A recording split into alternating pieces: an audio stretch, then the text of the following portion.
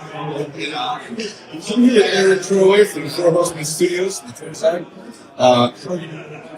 I'm doing very well. A little tired, but doing mentally very well. No, all of the festivities and everybody coming out today was definitely overstimulating. It was my first Legion, so I was like very happy to be here. Really quick, in regards to Artemis and her parents, in the actual bio it says that she's a fairy elf.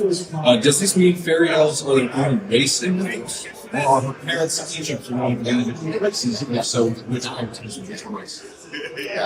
We're not going to divulge the specifics on that. Okay. But yes, one is one of that.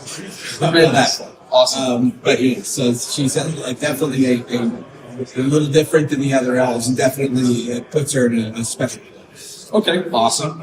And then, of course, with the comic book being made non-canon at this point and the changes that have been made to the lore, is it easier to almost act as if we're starting off with a blank slate as far as story-wise goes, or is there enough between the crossover with the old version of the story and the revised version of the story for the fans to continue with their current understanding of each character?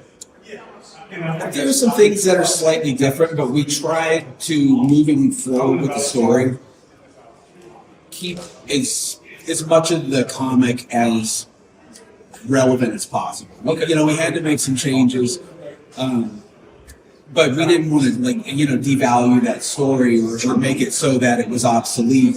So all the things that we've changed are minor, but there's a lot of what's in there is part of the deep lore of the story. It's certainly still very much a part of mythos and the story that you're trying to tell.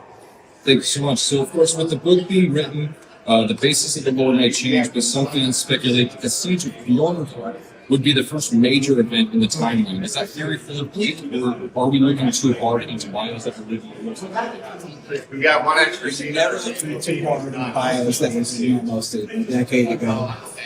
Everything in the book is completely consistent with the bios. It's the basis of the story.